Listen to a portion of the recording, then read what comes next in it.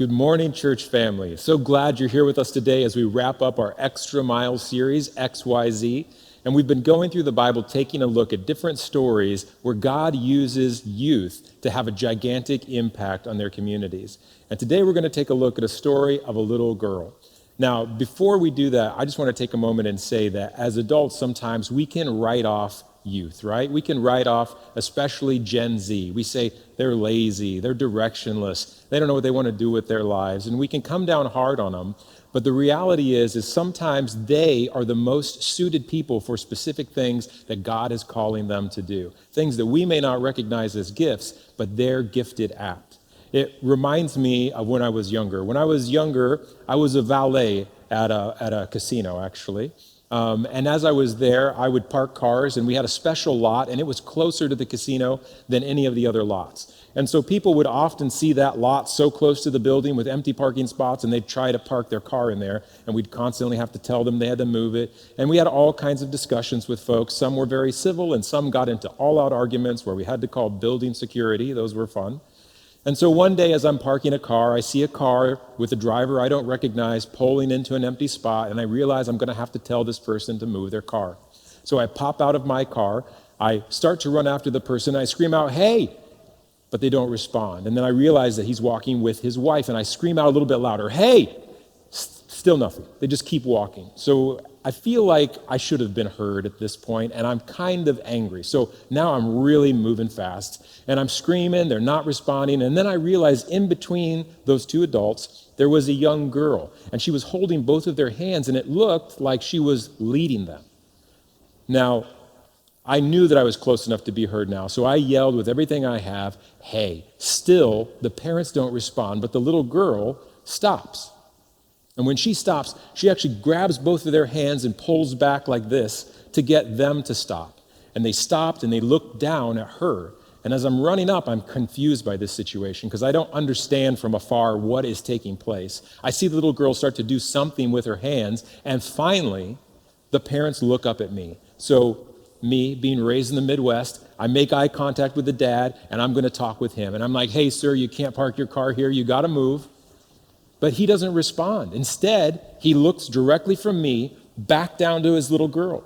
And she starts to do things with her hands again, and that's when I realize these folks are deaf. And this little girl is translating what I'm saying to them. Now, not only that, but the speed and the confidence with which she did it meant that this wasn't the first time that she'd done this. In fact, she was very accustomed to doing this for her parents. This little girl who couldn't have been more than 7 or 8 years old, and yet she is confidently telling them what I'm saying and then repeating back to me what they are saying in sign language. And it was amazing to me that somebody so young could do such an incredible thing. And I walked away from that experience with a couple of thoughts, not the least of which was, what am I doing with my life? I mean, here's this little girl, she's translating for her parents, and I'm parking cars for a living. So I felt a little bit bad about myself, but more importantly, I realized that sometimes we look at things the wrong way. When you think about this little girl's story, if I'd have told you there was a girl who could speak and hear just fine, but that both of her parents were deaf, you may say, "Man, that's a tough break for that little kid. That is sad news for that little girl." But in fact, that thing that would be viewed as a weakness or a detriment by everyone else was something that actually made her more capable. It made her stronger because she was able to go through that difficulty and she was able to do something that no one else could do in that situation. And when I think about Gen Z, they have a voice that's unique. It's all their own. And what we need as the church sometime is for them to translate the good news of Jesus to their peers. We have a great and glorious gift in the gospel of Jesus Christ. But sometimes we need the help of the young to translate that to their peers. And that's what we're talking about as we want to reach out to youth with this extra mile. So our story today is out of 2 Kings chapter 5, and we're going to start in verse number 1. Now, like all of our stories, this one involves a youth, but it might not be one that you've heard before, or at least not one that you've thought of, because most of us are probably more familiar with the end of this story rather than this little girl's impact at the beginning. She's the one that sets everything in motion, but lots of times she's forgotten. But today I want to take a look at her story, and I want to specifically look at 3 things that stood out to me about her as we read through it. And because we're taking a look at these things, I want us to understand some truths that are true, no matter what your age is. So as we take a look at today's scripture, we are going to find a way to apply these things to our life. But before we do that, before we get into God's word, I want to take a second to pray for me and pray for you as we explore God's truth together. So Lord, I just pray that you bless this time that we spend in your word together, Lord, that you would give us a real clarity about these truths, about these capabilities, these characteristics of this little girl, and how we can apply them to our lives today, Lord, as you continue to teach us through your word. In Jesus' name, amen. So our story starts, like I said, in 2 Kings chapter 5, verse 1. But before we get there, I just want to take some time to set the framework historically so we can understand exactly what the world was like at this time. Now, at the time, there was a nation called Israel. And at one point, they were an extremely powerful nation. They reached their pinnacle as they had a leader named David and then his son Solomon, who would bring the nation up to such heights that other nations would actually bring their leaders to Israel to learn how to do things. And Israel was a great and mighty nation, but over time, Solomon became influenced by the wives that he took from other nations and the gods that they served.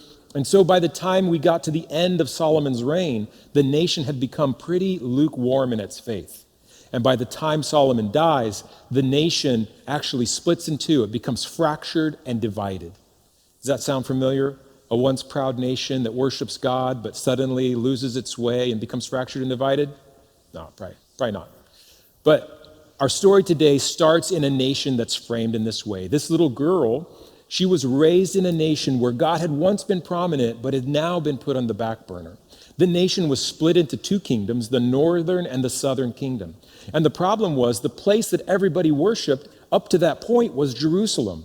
But now Jerusalem was located in the southern kingdom. And because the northern kingdom didn't want its people going to the southern kingdoms for fear that they may switch allegiances, they decided to come up with their own place of worship. And unfortunately, they also decided to come up with a new religion, and they fell into idolatry. And so God sent prophet after prophet to the northern kingdom, trying to warn them to come back to the Lord and to put aside these idols. But the nation fell further and further down the drain. And if you read through the book of Kings, you'll see that they had one bad leader after another take the throne. And this is a story that continued for decades until we get to this point in 2 Kings. So let's take a look at 2 Kings chapter 5, verse 1, with that historical context in mind, what the nation is like at this time. And it says this: Naaman, commander of the army of the king of Syria, was a great man with his master and in high favor, because by him the Lord had given victory to Syria. He was a mighty man of valor, but he was a leper. Now the Syrians, on one of their raids, had carried off a little girl from the land of Israel, and she worked in the service of Naaman's wife. She said to her mistress, "Would that my Lord were with the prophet who is in Samaria. He would cure him of his leprosy." So Naaman went in and told his Lord, "Thus and so spoke the girl from the land of Israel." And the king of Israel said, "Go now, and I will send a letter to the king of Israel." So, interesting story as we begin. Naaman is a leader in the army of Syria. And if you're familiar with the way that this looks at this time, Syria is right at the very northernmost point of Israel's northern nation. And so the Syrian army would come down and have little border skirmishes with those outlying encampments of Israel. And as they did, they would capture people, take them prisoner, and force them into a life of servitude and slavery. And that's where this little girl comes into the story. She is essentially kidnapped from her home and forced into slave labor in Samaria. But she just happens to work for this man, Naaman. Now, Naaman has a great reputation, and the Bible says really clearly that he has gotten many victories for the nation of Syria, but that they were given to him by the Lord. And so Naaman has a problem. His problem is he has leprosy. But this little girl has a few key characteristics that I believe lend themselves to an incredible impact in this story.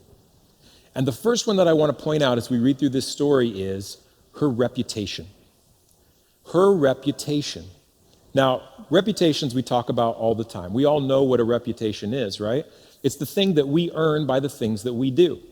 Our reputation, good or bad, is something that we've typically earned. But this little girl had such a reputation that not only when she spoke was she listened to, but that what she said was acted upon. And that's pretty incredible considering the station that she operates in this house. She's a slave girl. But she must have done something to show these people that she could be counted on, that she was reliable.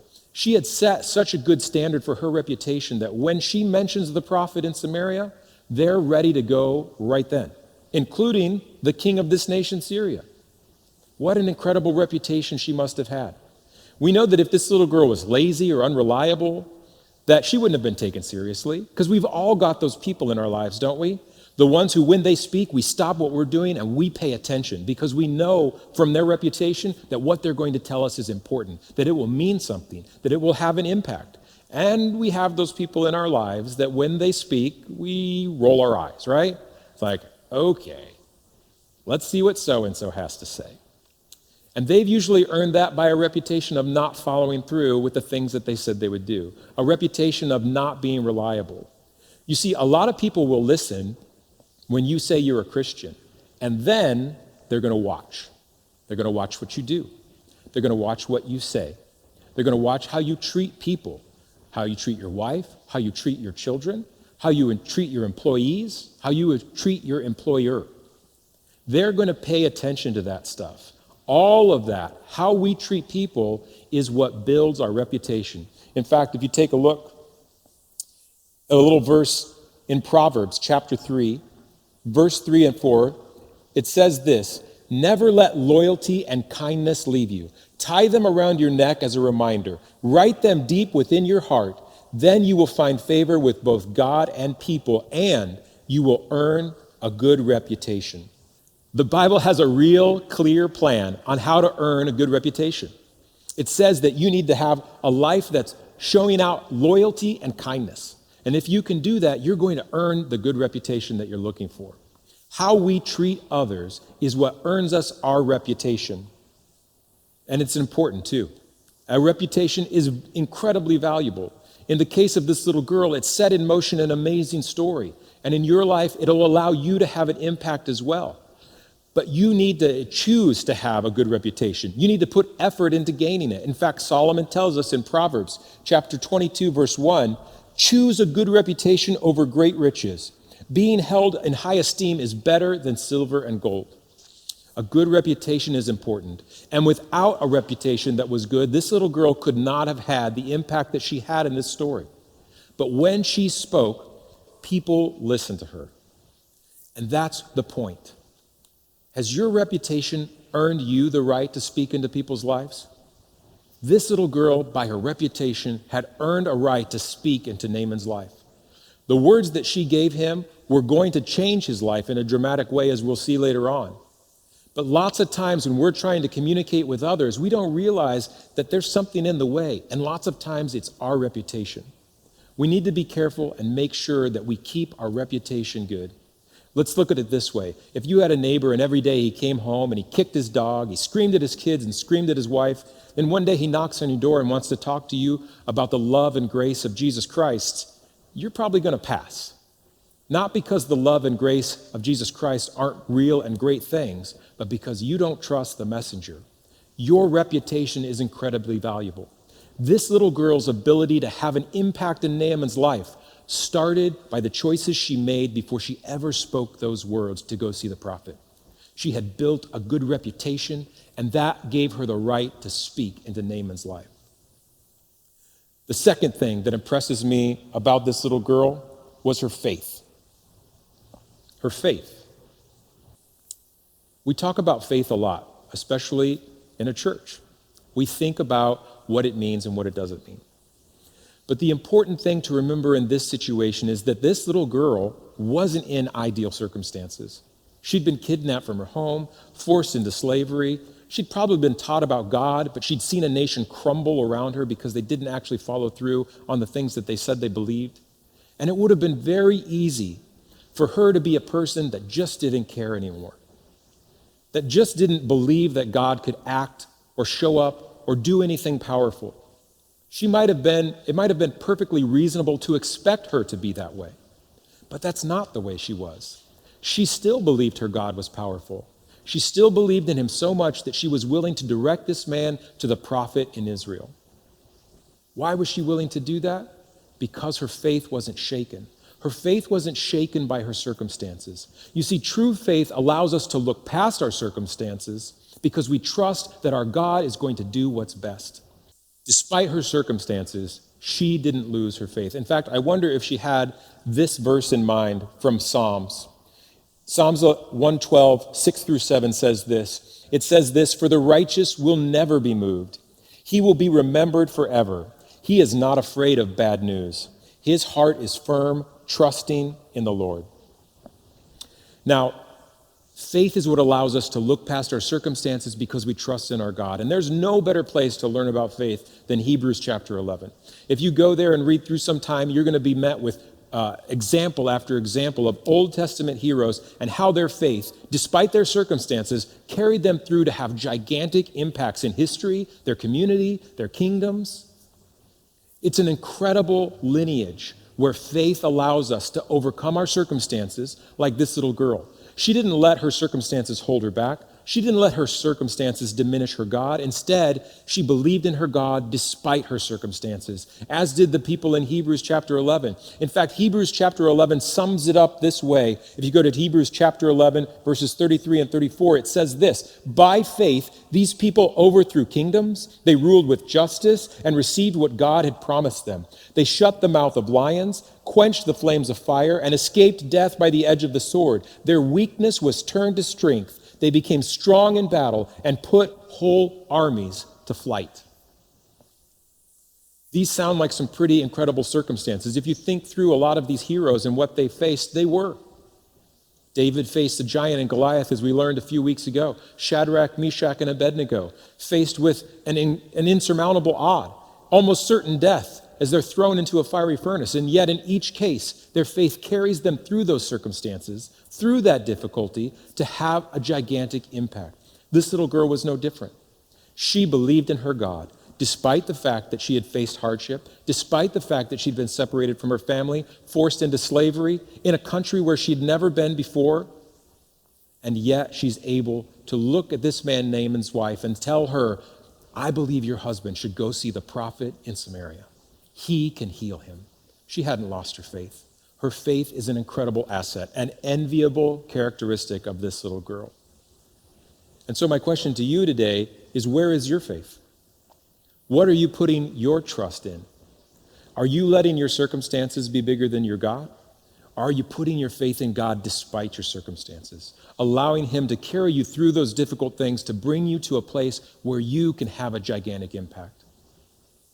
The last thing that impresses me about this little girl is her compassion. Her compassion. Now, think about this situation. Naaman is a leopard.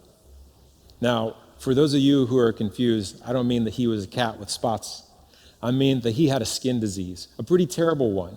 In fact, the way that it would attack your body is it deadened the nerves, and it would make you unable to feel pain or anything in your extremities. And eventually, over time, your skin would turn pale because essentially it was rotting away.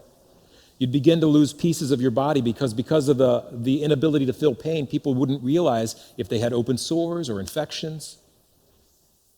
And to be a leper in this day and age was to be a public outcast.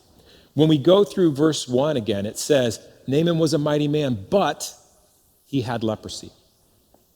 That was put there intentionally so that we realized this was a hindrance, a roadblock, a disability for Naaman, a disadvantage. This leprosy was something that weighed on him, something that would set him apart from all that he had wanted to do in life.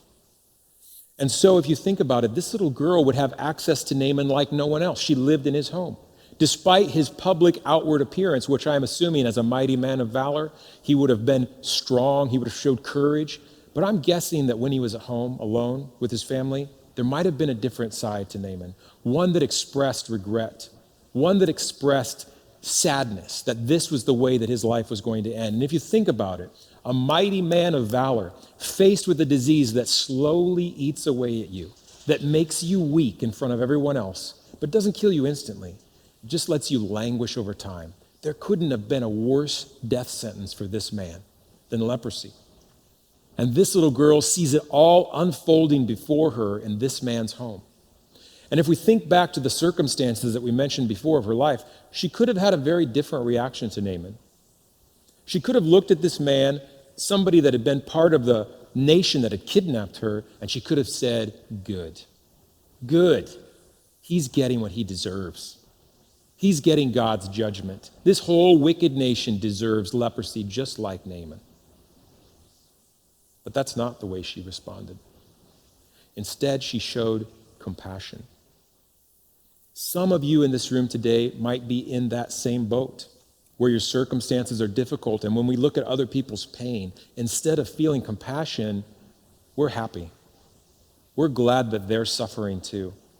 Lots of times when people go through difficult circumstances like this, when they feel like they've been unfairly pushed into situations that they don't deserve, we can spiral out of control. And I see a similar pattern developing time and time again. First, people become self-obsessed. They want to constantly whine about how difficult their life is, how unfair their circumstances are. And as they do that, they become more bitter and angry that this has happened to them. And as they become more bitter and angry, fewer and fewer people want to be part of their lives. And then they feel lonely, which starts the process over again. Now they feel that it's unfair, that they've been left by these people and they've been treated unfairly again. And they spiral down this hole of bitterness and anger. And bitterness and anger, just like Naaman's leprosy, is a slow killer of your soul. And the way through it is by compassion. Instead of focusing on your needs, focusing on the needs of others. This little girl's compassion shines through as she looks at this man who's suffering in front of her, and instead of seeing him as her enemy, instead of seeing him as her captor, she just sees this man's need and she wants to help. She's moved by compassion. That's illustrated for us in 2 Kings. If we go back to chapter 5, verse 3, and we look at a different translation, the New Living Translation, it reads this verse this way. It says, "One day the girl said to her mistress, 'I wish my master would go see the prophet in Samaria.'" In other words, this was her desire. She wanted to see this man healed. This man who was a ruler in a nation that had kidnapped her, that had waged war against her nation, that had put her into a life of slavery. All that she didn't care about. It was her desire to see this man healed. She showed compassion. You see, compassion is the first step. Compassion is where we recognize the need. Compassion is always the precursor to generosity. Compassion is when we recognize the need. Generosity is when we step up to meet that need. Now, this little girl's generosity, it was very modest. She just had a bit of advice for this man to go see the prophet in Samaria. But yet, this little bit of advice had a resounding impact. If you're not familiar with how this story ends, Naaman does in fact go to see the prophet Elisha. Elisha has him dip in the Jordan 7 times, and Naaman is healed. But not only is he healed, his life is forever changed. He walks away from that experience, rejecting all the idols of his nation and saying, "I'm going to worship the one true God, the God of Israel." Can you imagine when Naaman returns home and this little girl sees in front of her this man healed from his leprosy? But not only that, but now a fellow believer. They now share the same God. These people from two different nations, brought together by these strange circumstances, yet her reputation, her faith, her compassion, all led this incredible life change in Naaman. And here he stands before her, having listened to her. Can you imagine their relationship after this? Would he ever look at her the same way again? Would she ever look at him the same way again? Now they're fellow believers, following the one true God, because of a few simple words that she spoke out of compassion, that she generously gave when she could have done nothing. And so my question today to you is there a need you're ignoring? Is there something that you know that needs to be done? Has God already started to pull on your heartstrings about a situation, a person, a circumstance where you can be of help or assistance, but you're deciding not to do anything? Maybe it's time to let that compassion shine through, to lead you to generosity, to the place where you step in and you meet the need that's in front of you. I can't imagine that this little girl knew her few simple words to go see the prophet in Samaria would have such a dramatic impact on Naaman's life. And as we look through Hebrews 11, I can't imagine that each of those folks, as they follow the Lord, thought that he would lead them to these incredible places of victory. But he did. And he will. He'll do it for you as well. Some of you today need to make the decision to take that first step of faith, to move where your compassion is leading you, to meet that need that's in front of you, whether it's extra mile or it's something closer to home, a neighbor, a friend, a family member. You can have a dramatic impact with your compassion leading you to generosity. Now, for some of you, the first step is taking action on the thing that God's leading you to. And for some of you, God's leading you to take the very first step of faith, to meet him, to surrender your life to him. Maybe some of you have been running from this moment. You've been looking for any other way. But let me tell you, there is no other way. There's one way, and he wants to meet with you. This is your chance to make a move in the right direction, to step out in faith and give your life to Jesus Christ. If you want to make that move today, I just want you to pray this simple prayer with me. Dear Lord, I've been running. I've been looking everywhere to try to figure out the things that I need in my life, but now I realize you're the answer. I want to put my faith and trust in the work of your Son, Jesus Christ. I want to surrender my life to you so that you can use me to have an impact, just like this little girl from Israel. You can take little broken things and make them into things of such power that we could never imagine the impact that you will use our lives to create. Lord, I just pray for anyone who's making that response today, that you would meet with them, that you would show them that you're real, and that you would reach into their lives and help them understand how to follow through on these things, to build their reputation, to show their faith, to show compassion, and let that lead them to generosity. Thank you so much for being part of our series, XYZ, and thank you so much for being part of Extra Mile. We love and appreciate all that you bring to Mile City, and I pray that each of you will take these words today and allow God to use you to make an impact.